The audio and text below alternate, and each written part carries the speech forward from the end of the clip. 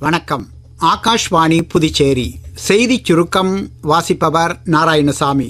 பிரதமர் திரு நரேந்திர மோடி நாளை ஆந்திர மாநிலம் நந்தியால் மாவட்டம் ஸ்ரீசைலத்தில் உள்ள ஸ்ரீ பிரம்மரம்பா மல்லிகார்ஜுன சுவாமி கோவிலில் தரிசனம் செய்கிறார்.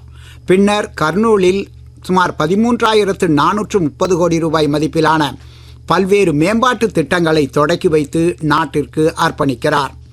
முன்னாள் குடியரசுத் தலைவர் டாக்டர் ஏபிஜே அப்துல் கலாமின் பிறந்த நாளான இன்று பிரதமர் திரு நரேந்திர மோடி அவரை நினைவு கூர்ந்துள்ளார்.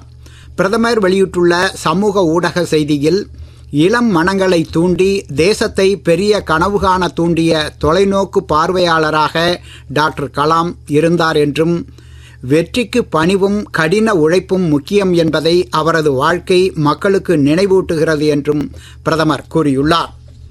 அமெரிக்காவிற்கு நிறுத்தப்பட்ட அனைத்து அஞ்சல் சேவைகளும் இன்று முதல் மீண்டும் தொடங்கப்படுவதாக இந்திய அஞ்சல் துறை தெரிவித்துள்ளது.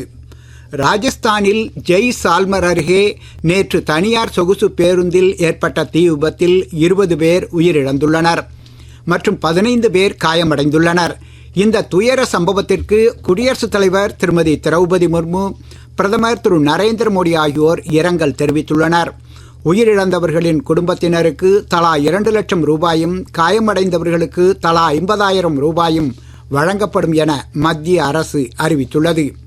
புதுச்சேரி ஆகாஷ்வாணி வானொலி நிலையத்தின் மண்டல செய்திப் பிரிவில் திருத்தப்பட்ட விதிமுறைகளின் கீழ் செய்தி ஆசிரியர், செய்தி வாசிப்பாளர் மற்றும் மொழிபெயர்ப்பாளர் ஆகிய பணியிடங்களில் தினசரி ஒப்பந்த அடிப்படையில் பணிபுரிய விண்ணப்பங்கள் வரவேற்கப்படுகின்றன. இது தொடர்பான முழு விவரங்கள் newsonair.gov.in என்ற இணையதளத்தில் வேக்கன்சிஸ் என்ற பிரிவில் தெரிந்து கொள்ளலாம். விண்ணப்பிக்க கடைசி நாள் அடுத்த மாதம் 15ஆம் தேதி ஆகும். இத்துடன் இந்த செய்திச் சுருக்கம் நிறைவு பெறுகிறது.